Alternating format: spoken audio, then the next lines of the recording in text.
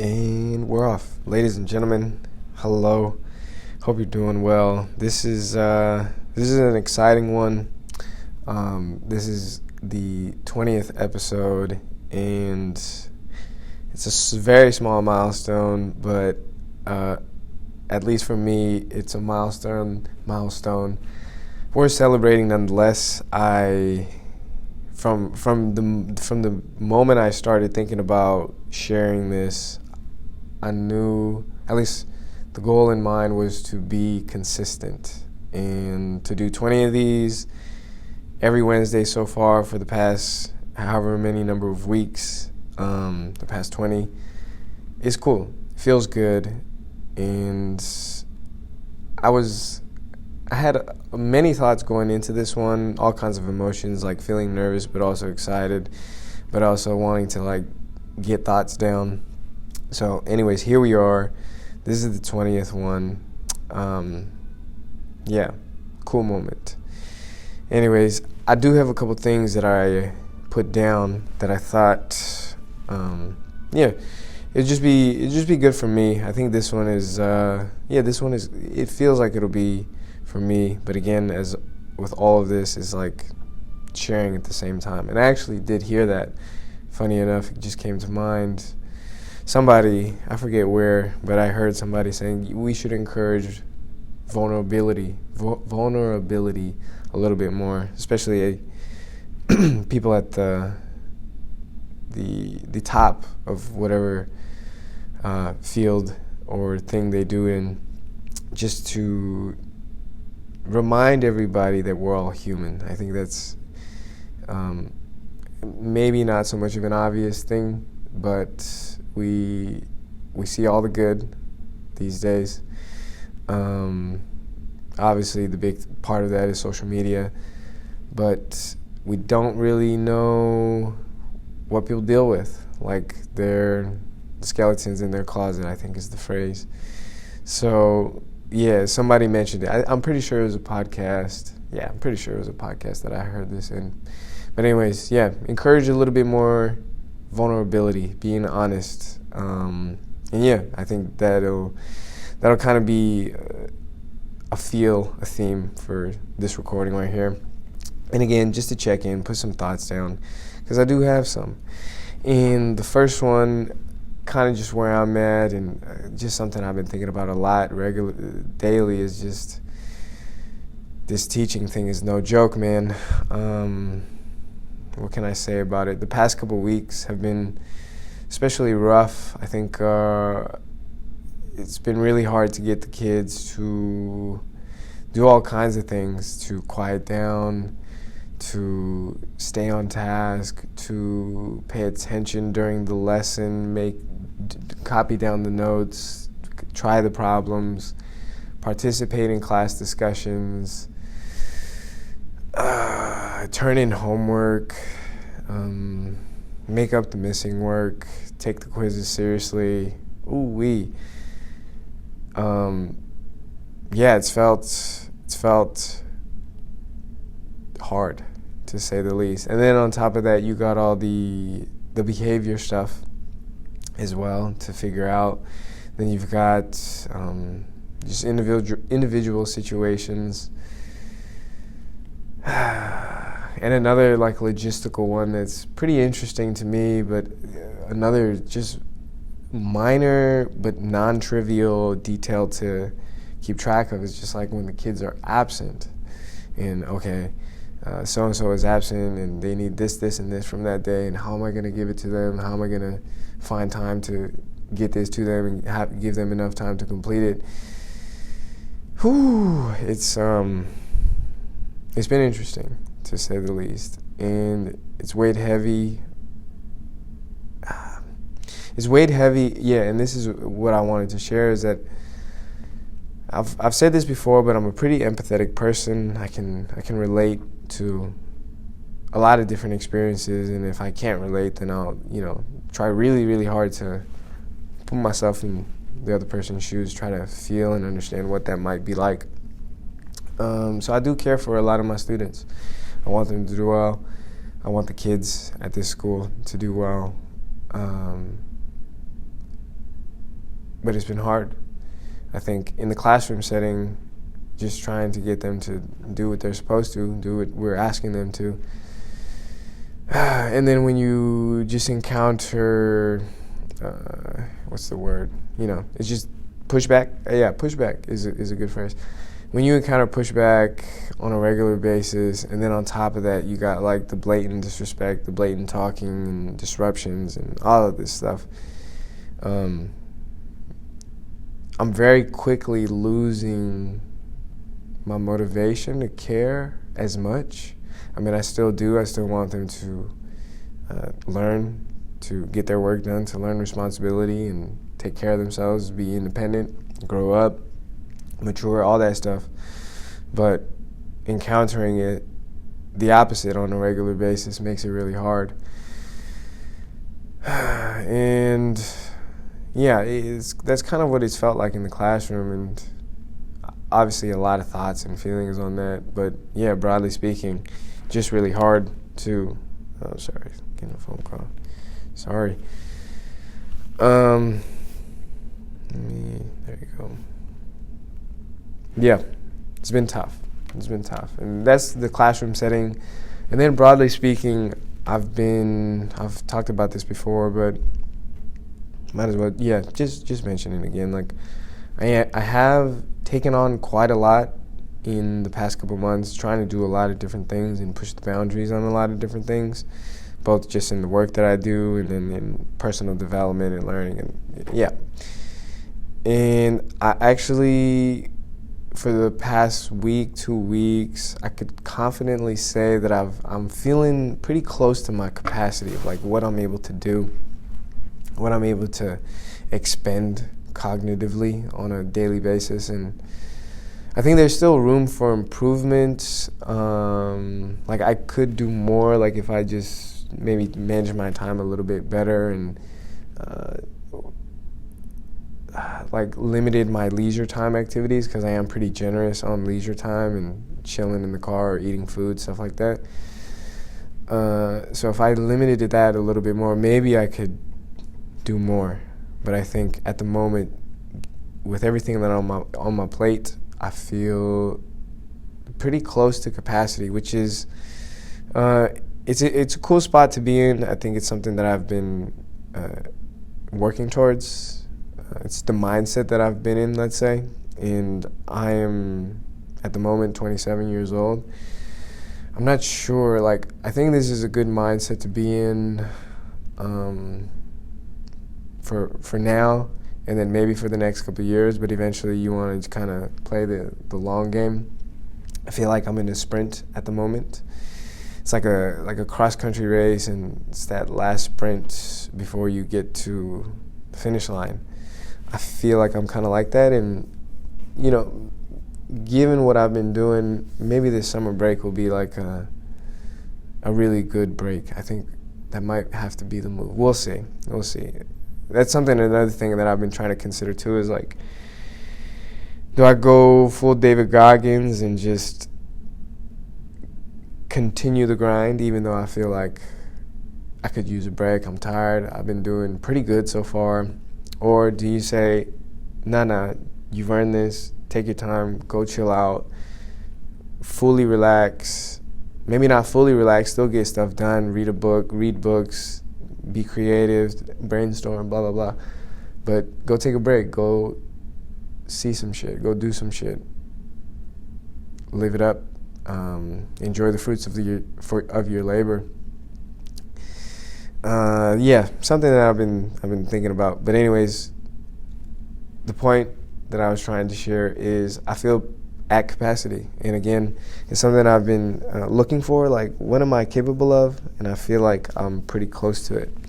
So, interesting spot to be in. And I've got like 2 more months left in the school year, pretty much. I think I counted like 40 school days. So that'll be pretty cool. Or it is pretty cool to be that close. I think a good break sounds like it's due.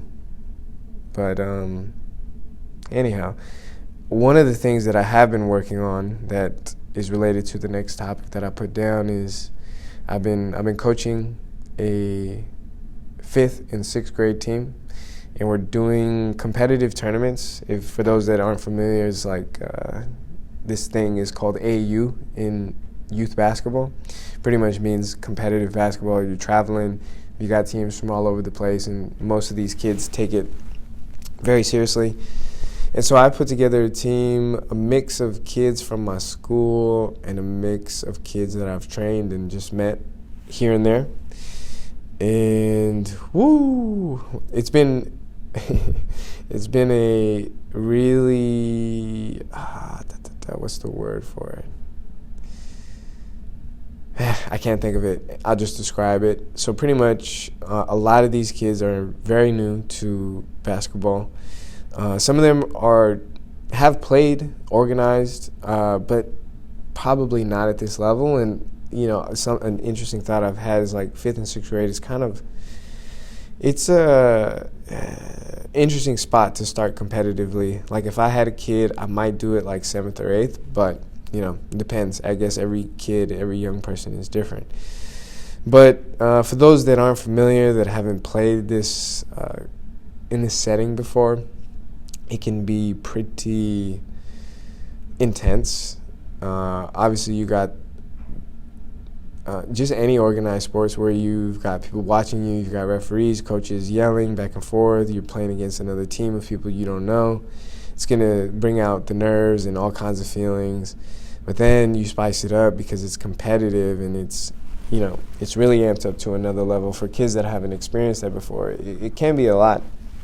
And so essentially, we've been going through it. I also have a lot of 5th graders on this team, and my team we play at the 6th grade level or 12U. And yeah, that's already a disadvantage. But nonetheless, I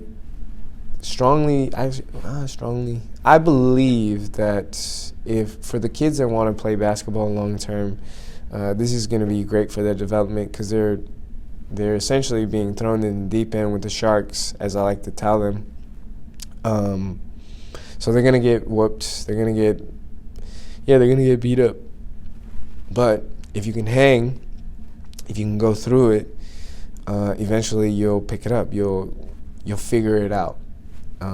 It's gonna be rough. It's gonna be ugly, but you're gonna figure it out somehow, some way. If you keep going, if you're willing to go through these growing pains, is what I like to think about it. And I guess the point that came to mind for this is like the willingness to lose. I don't know how I don't have a guess as to how most other people would respond to losing, but I guess you could imagine most people don't like to lose and maybe don't like to admit that they don't like to lose. But I think most people would also agree that losing is essential. There's all kinds of wisdom on that out there. But it's still tough. It's still tough because we're getting beat by like 30, 40. The very first game that we played, we lost by 50, and it was funny because I joked like, what did I say to the kids? I was like, whether we win by 50 or lose by 50, I'm rocking with you. Like, this is our group. Let's go make it happen. And sure enough, first game, lost by 50. So it's been an interesting experience, but it's humbling, I think, for me personally, right? And because you're not just going to, at least for me, you don't expect to just go in and start winning right away. Like, it's going to be a really hard process from the coaching perspective. It's humbling. There's a lot of humility, being able to just face up to that. Like, the team's down by 30 and still coach and still encourage them to keep going, I think is really something. So if you can do it, I think is essentially for like building character. I think broadly speaking, all around. Like for me as a coach, for my athletes, definitely building character. How do you respond? Can you keep playing? Can you keep fighting? Keep pushing. Trying to get small wins. All right, can I make a layup? Can I make a jumper? Can I make a nice pass to somebody else? Can I get a steal? Can I stop my person. All these little things, I think, is what I'm looking for and what I kind of celebrate. So, yeah, again, the willingness to lose, essentially, and just take those punches, keep going. It's been tough. It's been ugly. We've played 4 games so far. We got another one. We got a couple more to go. Hopefully, we can get a win by the end of the season. Work towards that, because it would be tough. But in any case, we're just gonna keep it rolling, man. We're just gonna keep it rolling. And see what happens. At the end of the day, it's good that the kids are out and about playing basketball, competing. And, yeah, wins and losses. I try to tell them nobody's really going to remember these games. I don't think people will. Some people do remember, like, specific games that they've had in their life, or can remember any game, like, oh, yeah, I remember that, blah, blah, blah. My memory is not so good, so maybe I can, but others can. Anyhow, it's, what else can I,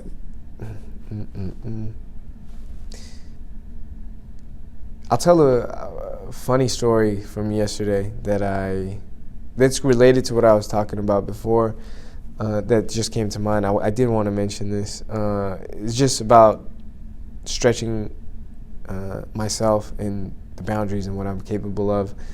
So yesterday, after work, so I usually leave the school I'm at 4, and then on Mondays and Wednesdays I head over to the gym where I teach some basketball lessons. And usually I get there around 4:30. The class starts at 5, like 4:30, 4:40, and I can get in an 8 or 10 minute nap. Yesterday I got there pretty early, like 4:30, something like that. And so I was like, oh, I got a decent amount of time today. And I did a 10-minute nap, woke up, did like another 5 minutes, woke up, did like another 2, and then I didn't set the following alarm, and freaking kept sleeping until like 5:08. I think I woke up from a phone call from the gym. They were like, hey, I just want to let you know, the kids are here for your class. And I was like, shit, yep, I'm right here. I'm coming in like 2 minutes, be right there.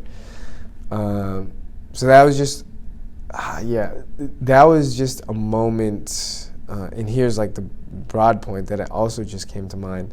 So that was a moment where I had the realization, oh yeah, like this is the kind of stuff that happens when you're stretched too thin, where you're like so tired that you mess up the next thing that you have to do.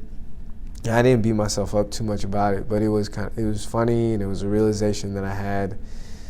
And the thought that came to mind about being stretched thin is that you can't be fully committed to any one thing that you do, because you're working on multiple things at once. And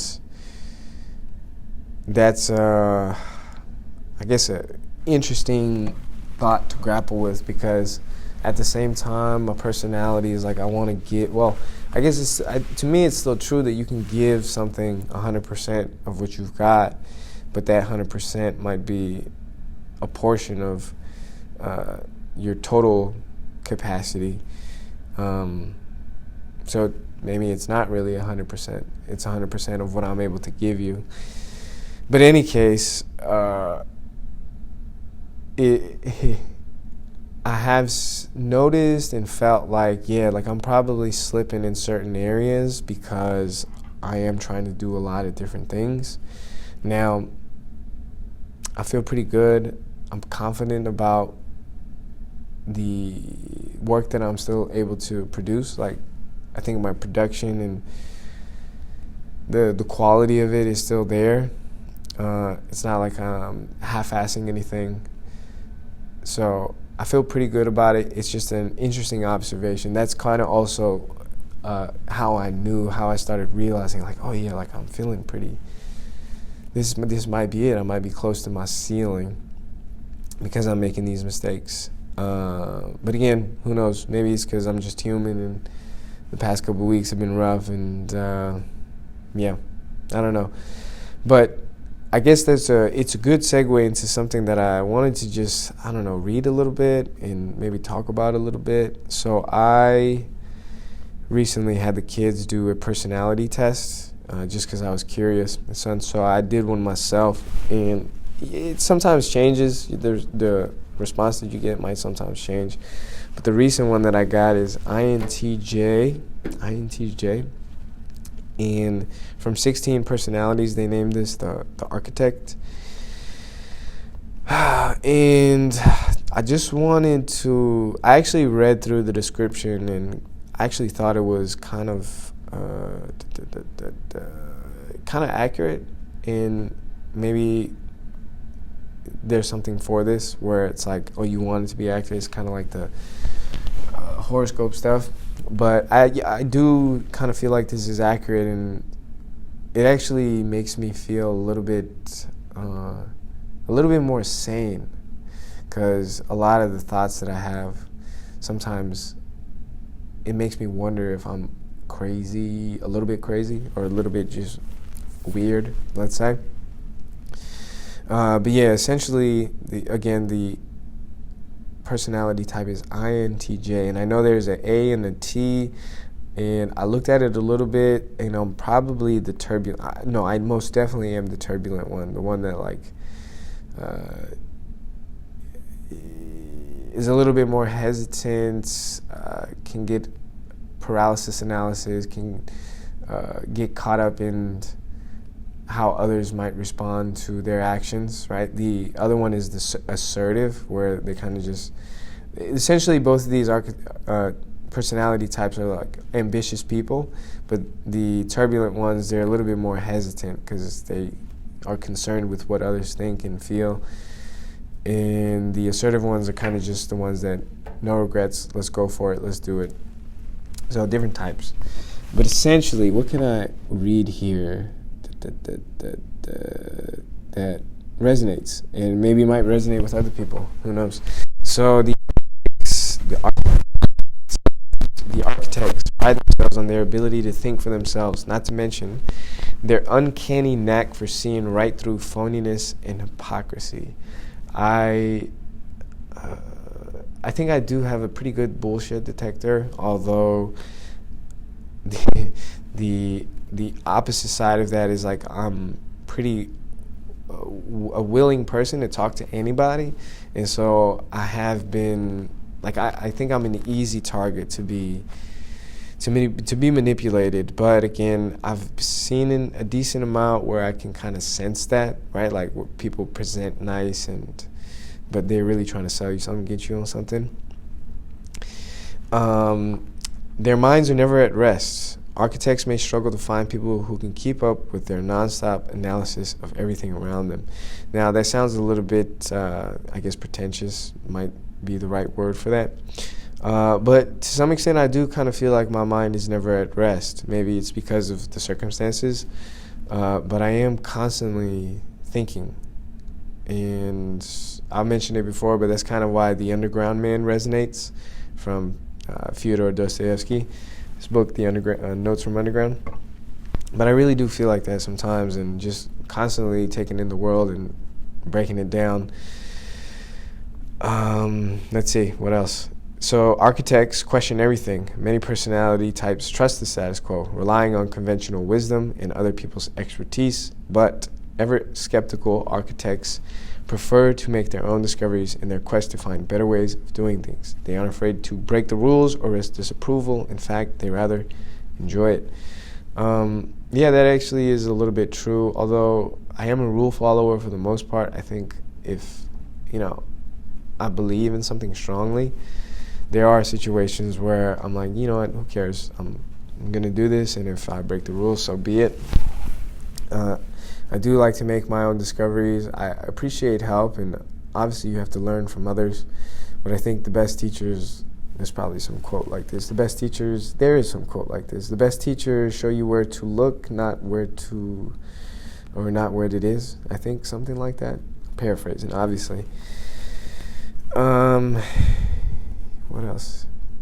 Yeah, don't be afraid. I think one of the things that I'm kind of adopting recently is just don't be bogged down by convention. I think it's easy to say, like, oh, we're doing it because of this, this, and this, because it's worked forever, because, about whatever reason, right? Like, first principles thinking. Be open to looking at the situation from a completely different lens. If you're not willing to do that, at least be willing to consider the thought. Let's say, let's see here.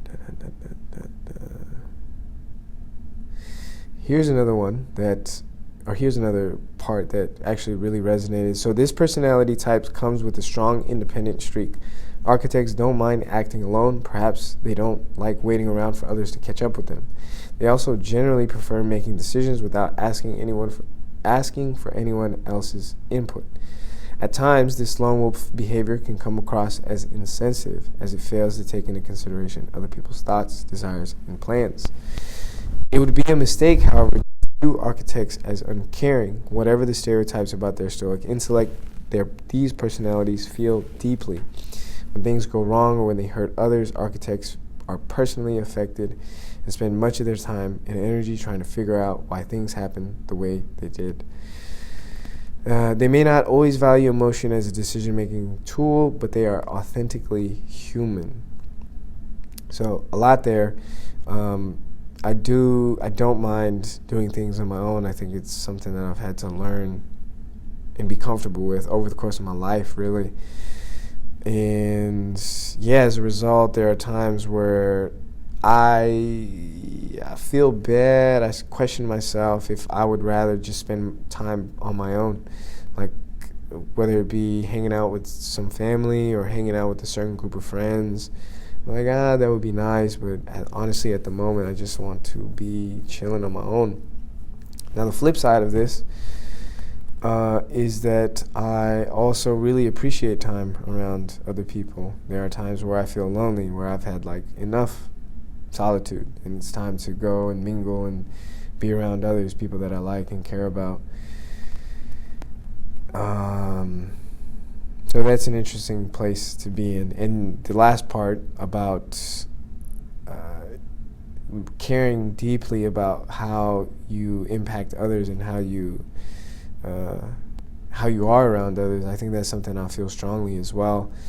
A couple examples, like there's this one kid that goes to my school, has played basketball with me for quite a bit, trained with me for quite a bit, but not so good at basketball, not the most athletic, and so it's tough for him, especially considering the level of competition, like I had mentioned earlier. It's tough for him, and so this past weekend I didn't play him much, and I felt really bad. I thought about it a lot. It came up, here and there. And I was like, man, what am I going to do? Because I do feel bad, but also at the same time, I know he's just not ready.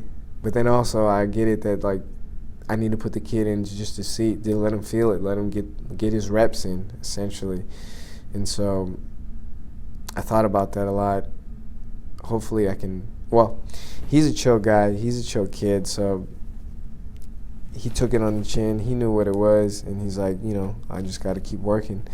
So I actually told him I respect that a lot. But yeah, I did feel for him. That was one example. And then, just every day, the littlest things. Like here's another one. Very silly, very funny though.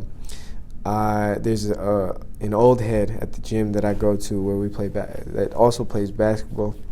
And so one day when I was walking in just to go to the sauna, he was over there on the machine. And he said, "What's up?" So I went over to say, "What's up?" Gave him a fist bump, and then for whatever reason, he was like, "You playing today?" He asked me if I was playing today, and then for whatever reason, I reached for the fist bump again, and then I walked away. It's like, "No, I'm not playing today. I'm just going to the sauna." Gave him a fist bump again, and walked away.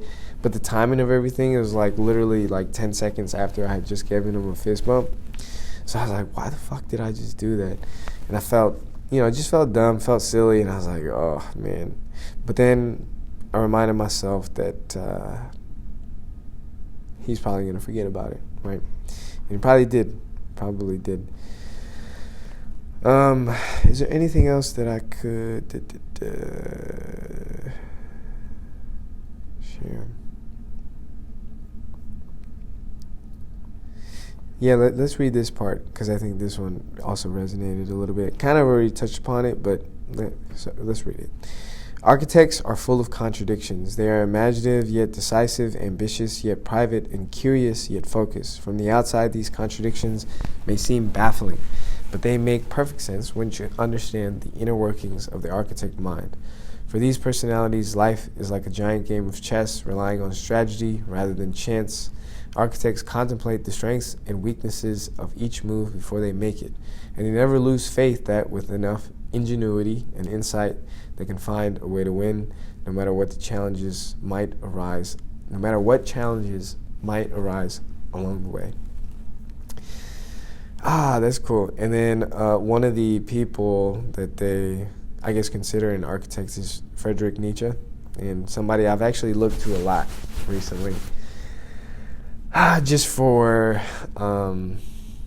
guidance, because let's touch upon it. Why not? Because I have a little bit of time. We got practice at 6, but I got some time.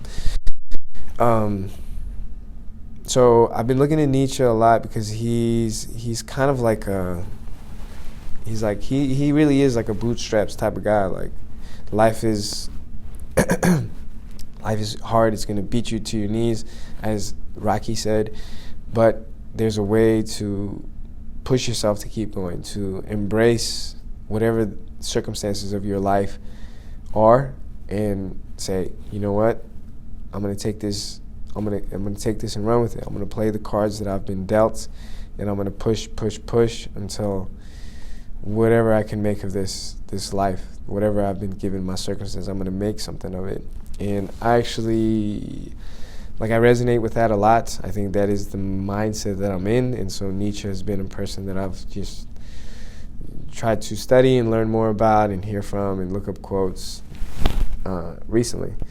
But anyways, this idea that life is like a giant game of chess, that I'm going to find a way to keep going no matter what challenges might arise. Yeah, it feels right. And also the contradictions part too, like ambitious yet private. Like, doing this podcast, I am being quite open, quite vulnerable. There's like hours at this point of me talking on the internet, which is wild. But then also at the same time, I feel like, again, I've mentioned this before, but it's just the tip of the iceberg. But maybe not. Who knows? But here's another thing that I just came to mind that I think is related and worth sharing, is like, part of all of this is like, kind of what I mentioned at the beginning, is embracing the fact that you are human, embracing all your flaws, not all, but embracing your flaws, your insecurities, putting yourself in the spotlight, on stage, seeing what happens, I think is really, it's authenticity, essentially. And I think authenticity is resonating more and more with people, for all kinds of reasons. Like, people just want connection. People want real people that aren't cookie cutter, perfect, got it all figured out. I think that's, if you look at all the philosophers and great writers and intellects, blah, blah, blah, they probably have something along those lines too, where it's like, it's the imperfections of humans that make everything, all of this beautiful music, writing, literature, you name it. And yeah, sometimes I kind of feel like that. It's like, another example that comes to mind is my class, my students. Like, on the one hand, I do care deeply for a lot of these kids. I want them to win. I want them to find a way in life. Then also, on the other hand, I'm like, these motherfuckers don't give a damn. All right, so be it. Live your life. Do you. Don't do your work. Don't pay attention. Be a menace. Get in trouble, whatever. Good luck. I hope you figure it out. It's a really interesting place to be in. But I guess, yeah, this is a good place to wrap it up. I feel like this is a good place to wrap it up, because the last thing that I had in mind was just a reminder of gratitude, I think. So it's like adopting the Nietzsche mindset of just grind it out, thug it out, keep going, and I very much have that. I've been telling myself that a lot recently too. Like, you're gonna have to buckle down. Essentially, you're gonna have to buckle the fuck down, figure it out, find a way to keep going, push yourself. It's part of the mental training that I've done, and it's part of the life that I'm living currently.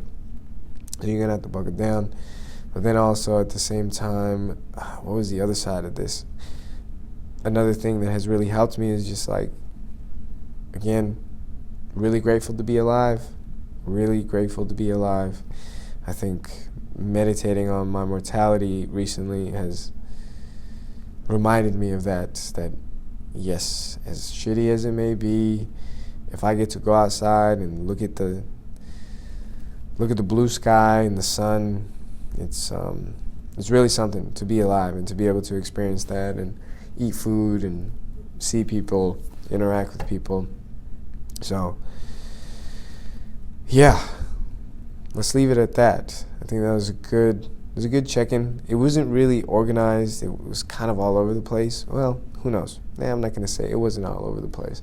But I didn't really have much organization to it. I had some ideas. I didn't put them in any particular order, but I think it actually worked out quite well. So I'm happy with how it turned out. I think, again, the most important thing for me is just to maintain consistency, to keep doing it. And this is number 20. So, yeah, well, what am I trying to get? I'm trying to get to 100. So, we'll see how that goes. But anyways, if you made it this far, ladies and gentlemen, like I always say, shoot me a message. Tell me how you're doing. Yeah, holla at me. And hope to see you in the next one.